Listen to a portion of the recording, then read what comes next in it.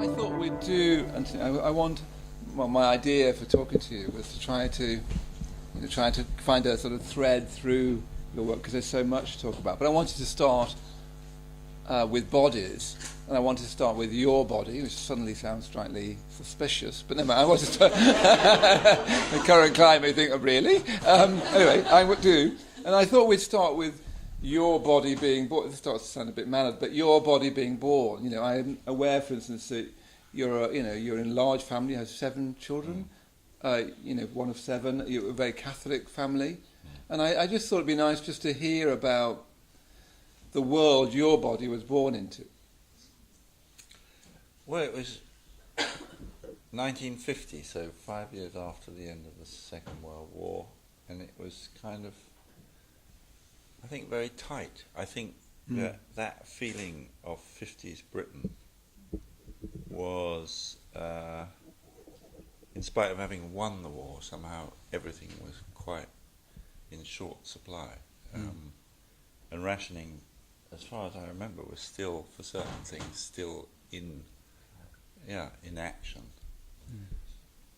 And there was a sort of feeling of, I mean, it's very strange because I'm the 7th of 7, but all of the previous 4 pre-war part of the family had all disappeared. They'd all gone back to Canada by the time I was conscious of being part of a big family. Because my mother is German, my father is half Irish, half English, and my mother was sort of told by the parish priest that she didn't have a choice, that she had to basically take one of those Kindertransport boats and take the children to Canada. So, my parents had only been married for 6 years. They had 4 children, and she left for longer than they had been together.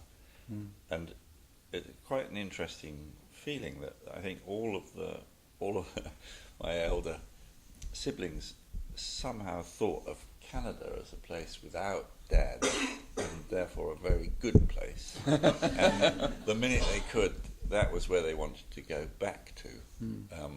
So they were absent. By the time I was 10, they'd all gone. And so it was this strange house in Hampstead Garden suburb, built on the golf course, which I remember as sort of being a bit like a sanatorium. My mother was a physiotherapist and had met my father, who was a pharmaceuticals manufacturer, or anyway, the managing director of a pharmaceutical firm. And she ran the family very efficiently. But there was a sort of anyway, going away to school was a huge relief, because there was less discipline at school than there was at home. And my mother had to convert to marry my father. My father was a very, very devout Catholic, and it was quite a. So I would have to go and 2 or 3 mornings a week get on my bike and go down to St. Stephen's and serve Mass. And I think I was an imaginative but quite, I think basically left to my own devices, because my brothers teamed up, in this regime that was home.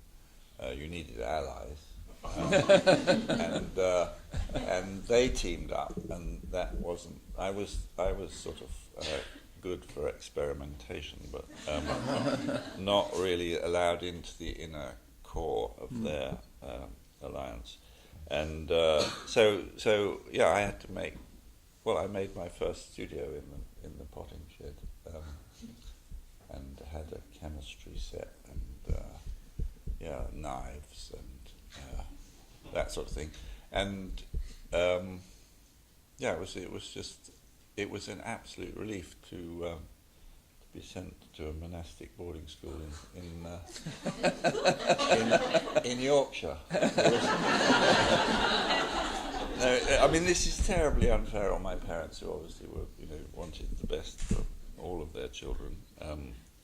But actually, I think it was just a fantastic thing. Several degrees colder, but in many senses, an extraordinary experience of just being with people who were interested in whatever you were interested in. So it was actually at school that I found. I know that that's not true, but my dad used to take my scribbled bits of poetry to his secretary, who used to type them up, and I was always very, very proud of my poems that had been typed up. I didn't know what to do with them, but it's not as if I wasn't getting some support for my imaginative life, but actually being sent to school where you could make things. By the time I was 14, I think I'd made a kayak, a radio, several bits of furniture, some of which still exist, which is rather extraordinary. But that thing of finding space, I think that was the most wonderful thing. The North Yorkshire moors, the sense of this place that was not a suburb, that was actually somehow in nature, and there was a stream running through it, and there were moors behind and woods in front, and it was just a magical opening for me of, I guess, another kind of life where you could do anything. But you also say, at least in an interview, that you lost your faith as soon as you left school. Yeah. So did you have a strong faith at school and then lose it? And can you remember the experience of losing your faith? I think I found sex and drugs, is the truth, at Cambridge, and that was really exciting and quite liberating and confusing in equal degree. And I think I began to feel that this in a way the underpinning of it was strange, because I think that at home somehow the being in a state of grace, or having committed a mortal sin, were the two poles of a kind of controlling regime. But actually at school it wasn't quite like that, and something else started happening, I think, and there were I'm really, it's funny because I actually had a drink with my old housemaster. He still drinks a lot of whiskey, but the Benedictines are not like the Jesuits. They're quite keen on celebrating the good things in life, and I think it was just this extraordinarily open-minded thing. So maybe I was prepared by school, even by the monks themselves, to take alternative views, and I was ready to take them. And I think studying, I did the first part of my tripos in anthropology and archaeology, and I think that was another extraordinary door opening that actually, I'd read my Ernst Gombrich, The Story of Art, and I sort of knew the story from Giotto to Cézanne, that I know is your hero. But that there were other stories in a way. There were other stories, and learning about the Kula Ring, and the extraordinary, just discovering,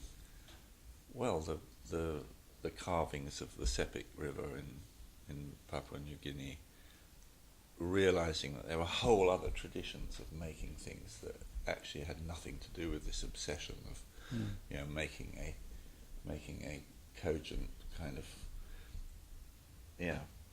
picture of how things look, that there were other sorts of power that art could have that weren't sort of somehow to do with that,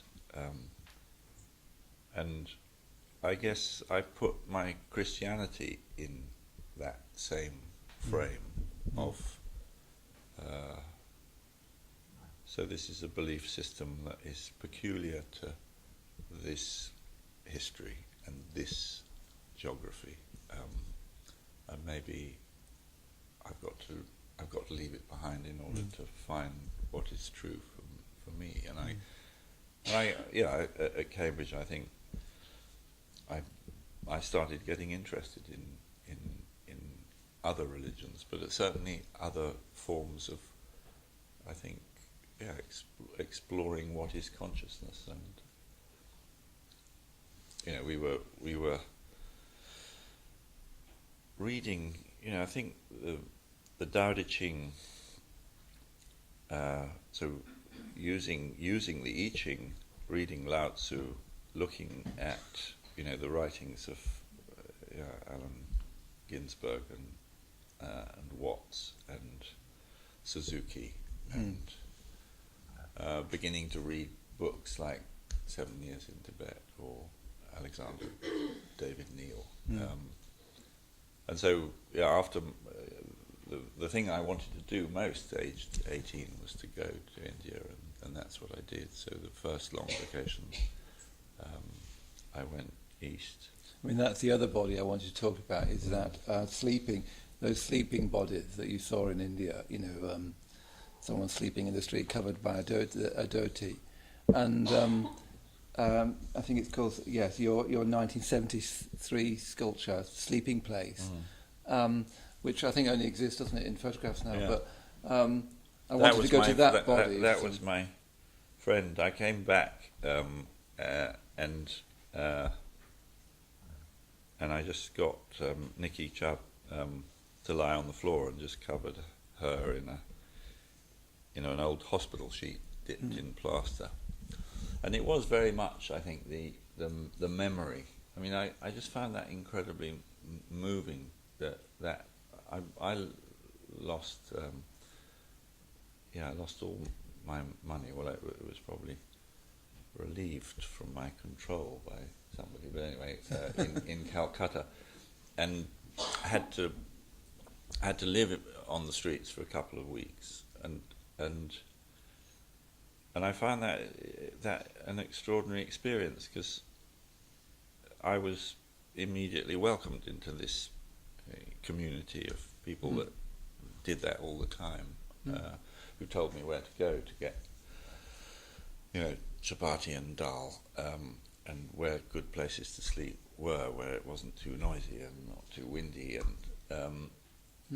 and I just still remember that vision of Howrah Station and these really beautiful abstract shapes that were just sleeping bodies covered in a thin membrane of a dhoti, so part of your clothing that's just redistributed, that makes this tent in which the structure is actually your body, but somehow this form makes you become abstract. It's like a shell, like a seashell, but very thin, very, very delicate membrane.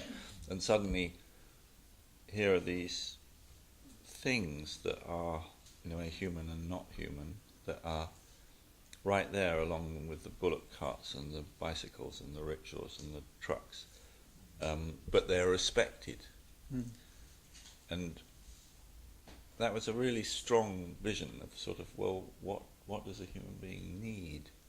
And sometimes you just have these two pair of sandals just parked by, or a radio even parked by the head, or what you thought was the head end, and you didn't know sometimes whether the person the other side of the membrane was alive or dead, sleeping or awake. So this idea of this membrane, just the idea of well, now I talk about it like this, but I wouldn't have talked about it then. But just I guess the fragility of life, but then this thin membrane that declares something that is both particular intimate, fragile, but also somehow seen in collective space. Mm. And I guess that's why I wanted to make that as a sort of materialized memory. I mean, it seems really important for your work, Sleeping Place. Yeah, I put it out. There's a new book that's just come out, and that's the first image in the text. And I see it. I think it's a touchstone. Really. Yeah. And then, of course, I think when you were in India, you studied meditation with Goenka, and I believe you went on a retreat for a winter, and you describe it as being a life-changing experience. I wonder whether you could say a little bit about your, what brought you to meditation, and then why did you describe it in that way? If that's how you still think of it.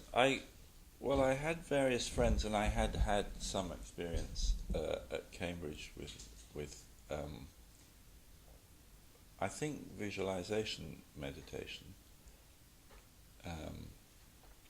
and a friend of mine called Charles Hastings had become a Tibetan Buddhist at Cambridge, and it was through his influence that I decided that I'd go up, and there was a monastery in Dalhousie, which is in the western Himalayas, that was very well known for its Mahakala Puja in particular, very, very powerful ceremonial singing. Anyway, I went up there, and I did go to the monastery, and at the same time, Goenka arrived in town and took over a hotel for a 10-day Vipassana course. And I thought, well, I should do it, and I did it, and it was completely transformative. And suddenly, all of the complexity of Mahayana Buddhism kind of fell away. And I remember it very clearly. So you do 2 days of anapana, so mindfulness of breathing, and then 8 days of vipassana. Well, probably, how many of you have done a Goenka course? So, did you do it with Goenka? Yes, in Gatpuri. But it was I think this. I mean, I was lucky enough to have a relatively, kind of classical, very privileged education. But in a sense, it was all about stuff that came out of books, and in a way, learning to respect and reverence, great writing and great thinking. And suddenly here was this very humble man who said, in a sense, that all you need to know you already have, but what you need is a means of accessing it. And I'd never spent 10 days without talking. That was a really good thing to do. And I guess you get pains in the back and pains in the legs, and but at the same time I just felt there was a lot of falling away and a lot of sense. So the beginning of sort of making sense of what it felt like to be alive, and I think I'm still on that journey, really.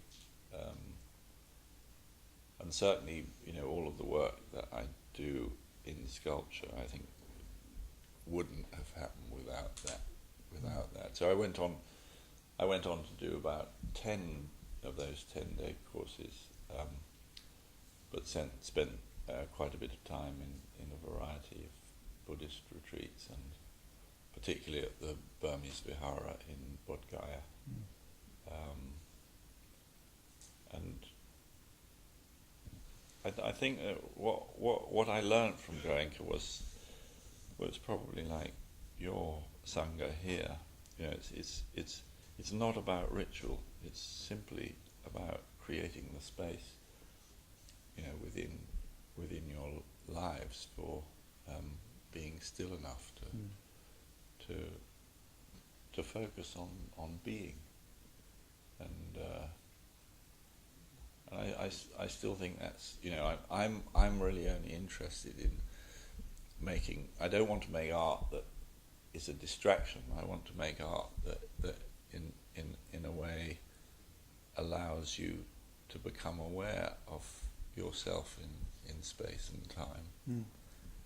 It's not, I don't think, you know, I'm sure legitimately people think that this is a ego trip and a narcissist and whatever, but I think I'm just trying to say, you know, the body I have is my closest experience of matter.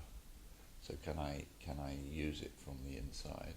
Can I, rather than being, you know, in a way encouraged to be skillful in depiction, can I just try to make a honest account of a moment of lived time by making a, well, it's really it's like a three-dimensional shadow. It's something that comes from a real event in time of a real body. And can you capture that? And how important is Buddhism for you in that? You know that. Well, I think the Buddhism was the key, and I think you know the experience of being moulded. I mean, I showed you just that slide of the top half of me, but I mean it's the absolute opposite, I think, of you could say the classic view of a male European sculptor. I'm not, as it were, making an idealized female body at arm's length out of a block of marble. I'm completely, I have to be very, very still, and in those years we've given up moulding now, but in those years you have to spend an hour or an hour and a half in the whatever position you've chosen, and I don't think I could have done that without having done 10 Vipassana courses. It's almost a qualification.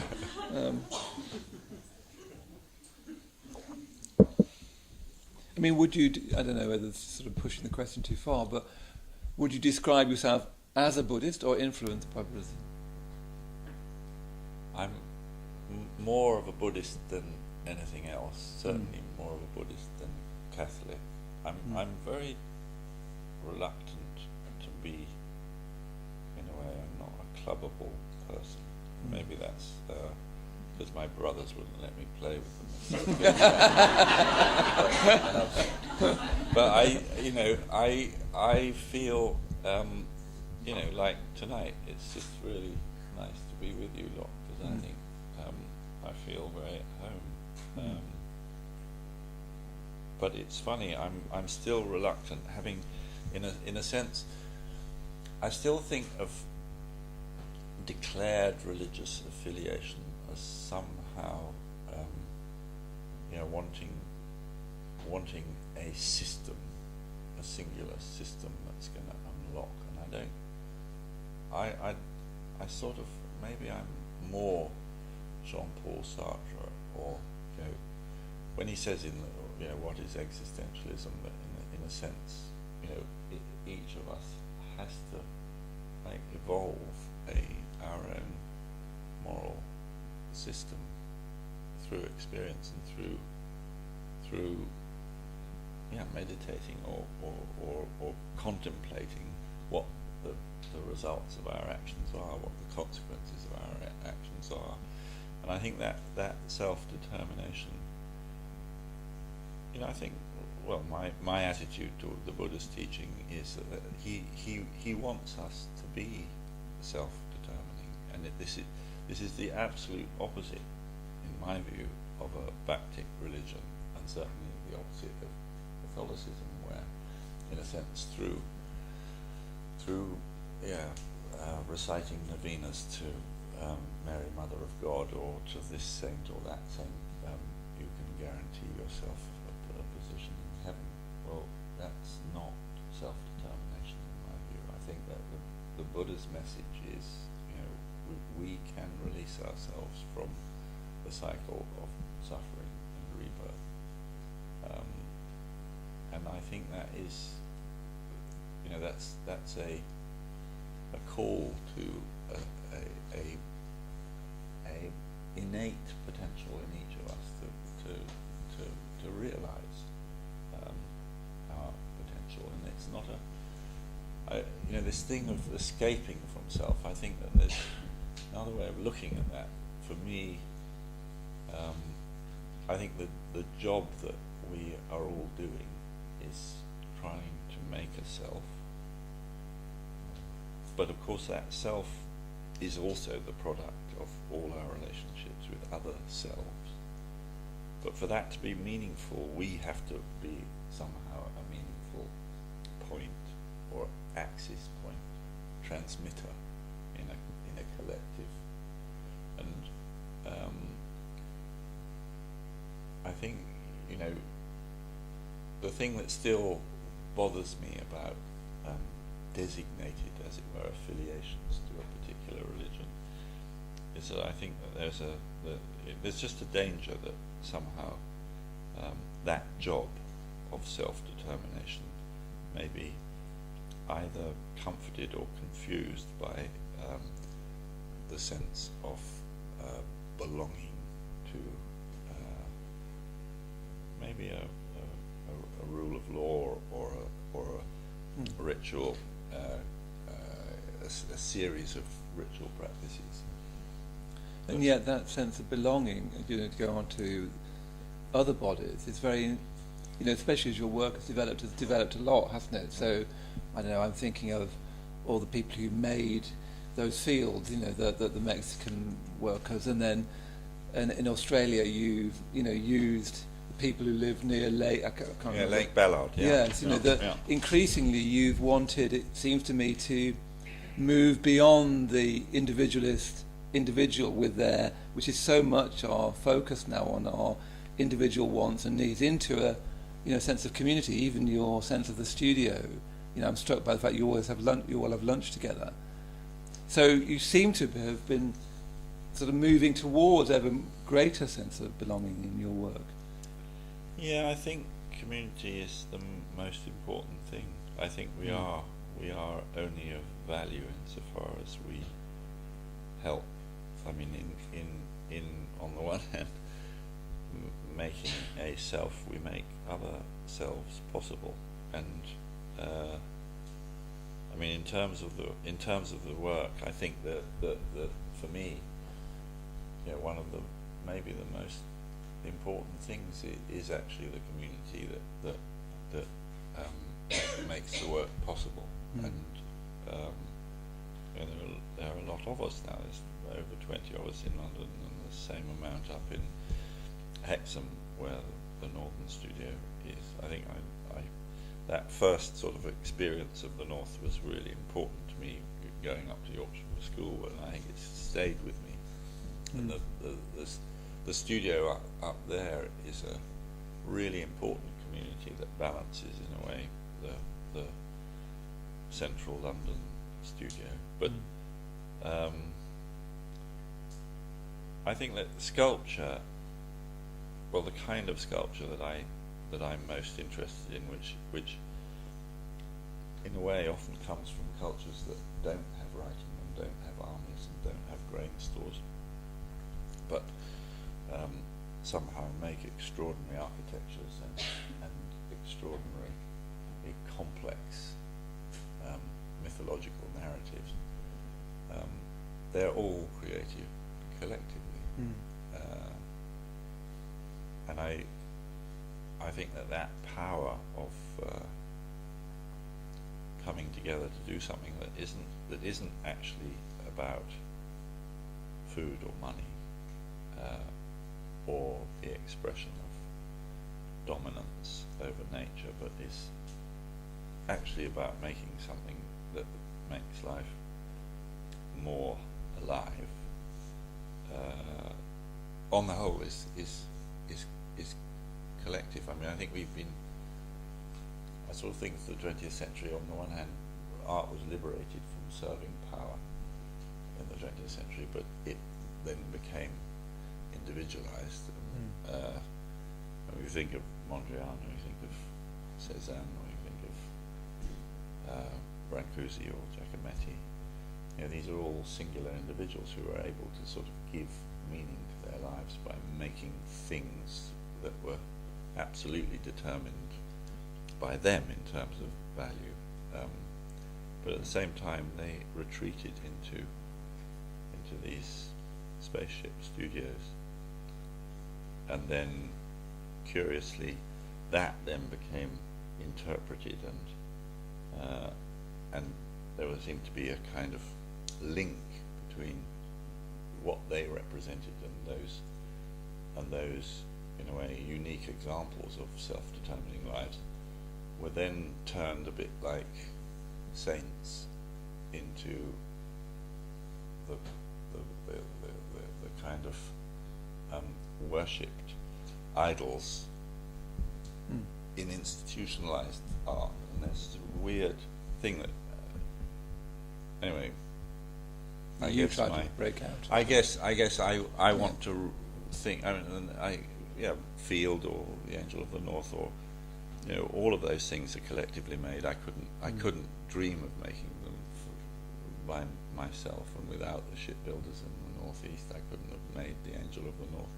And that was so much about a community that had been told that it had no meaning, because Thatcher closed all the coal mines, but very soon after that all the shipbuilding stopped.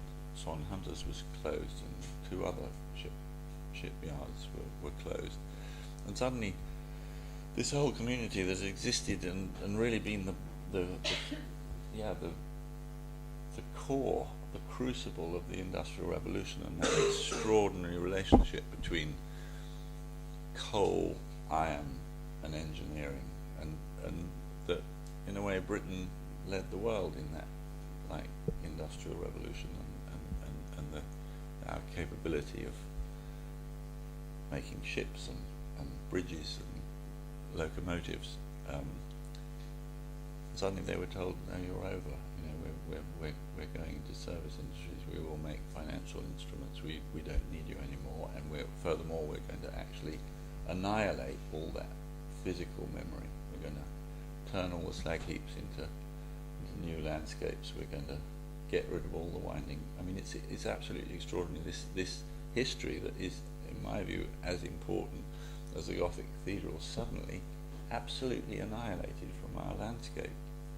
So the need to say, look, the experience of 250 years of hundreds of men living and dying underground in the dark, working in intolerable circumstances.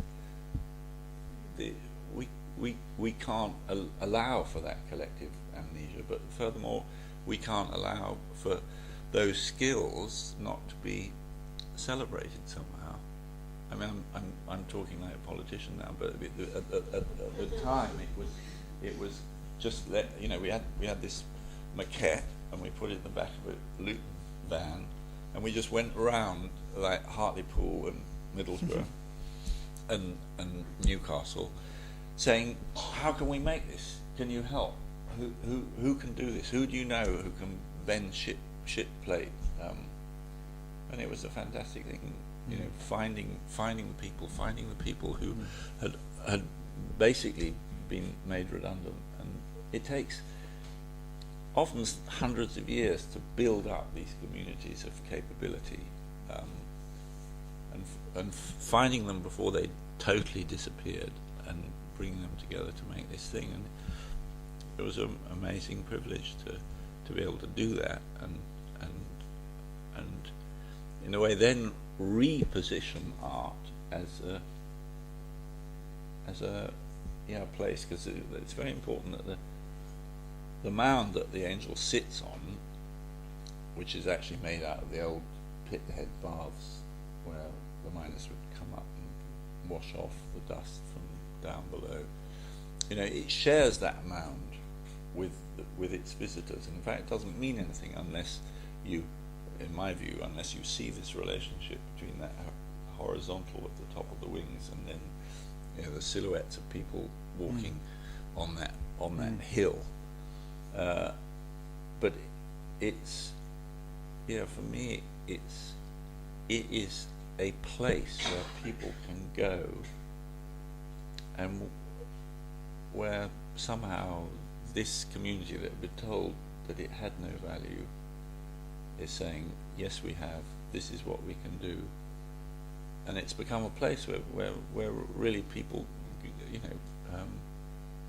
I think they project onto it their hopes and fears. That's one thing I was thinking is, because some of the interviews, you're quite keen to say that the work isn't religious, and yet, the Angel of the Earth, but many other works, I have a sort of aura of projection is one way of putting it, but of value, of meaning, of this sort of enlivening the imaginative life, which is so why that. It's interesting this, because I think that religion tries to, in a sense, answer those big questions. I can remember doing the catechism when I was a boy. Why was I born? I was born to serve and love God. But I still think the question, what are we here for? Who are we and where? What are we made of and where are we going? Those are all relevant and central questions that religion tries in its way to answer. I think that the questions are not the remit, however, only of religion. Yes, indeed, yeah. And I think that what I'm trying to do is make objects that in some way ask those questions in physical terms. And I don't know whether they can offer comfort themselves. I mean, they're usually hard and rather cold things. So they need, these are objects that in a way stand to a certain degree outside of time. But they have time on their side. They can wait, and they wait for those with feelings, with thoughts, with freedom to move, and wait for their projection. I think it is projection. I think that if there is emotion, it's in the viewer. It's the viewer making something of this empty space that is silent and still and waits. And I spent a lot of time as a child praying to plaster virgins, and I guess it may have something to do with this. But maybe I found them rather not empty enough.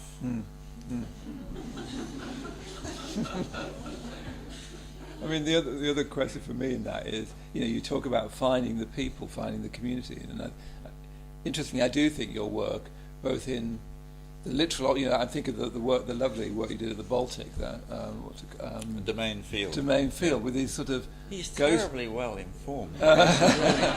these like ghost-like sort of people that are made of energy, almost, that are they present or absent?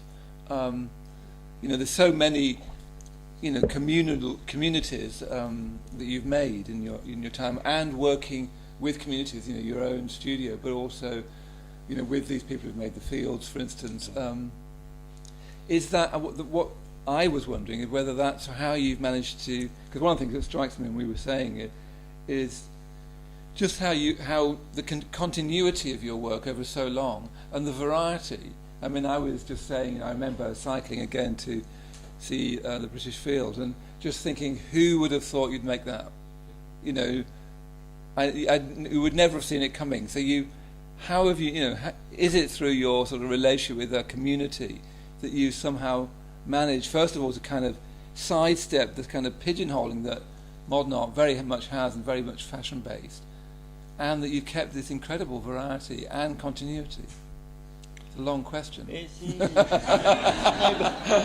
It's easy to be glib about this, but I think it's funny, there are two paradoxical things, because on the one hand you've got to listen to what the work is telling you, but on the other hand you don't want to be captured by it. So I've never bought that thing of style being the determiner of value. So I think it's very easy to fall into a sort of late capitalist idea about branding and about and I think I don't want, well, I said it to you earlier, I don't want to be, as it were, confined by what I have already made. I want to be surprised by what I'm doing, and this is also making it sound like I am the author of the work, and I don't think I am. I think that the work is the result of the work. The work is the result of the work. The work is the result of having made something and then thinking and being and living with it to the point where it tells you what next needs to be made. And often what that next thing is may well be a contradiction of what it is.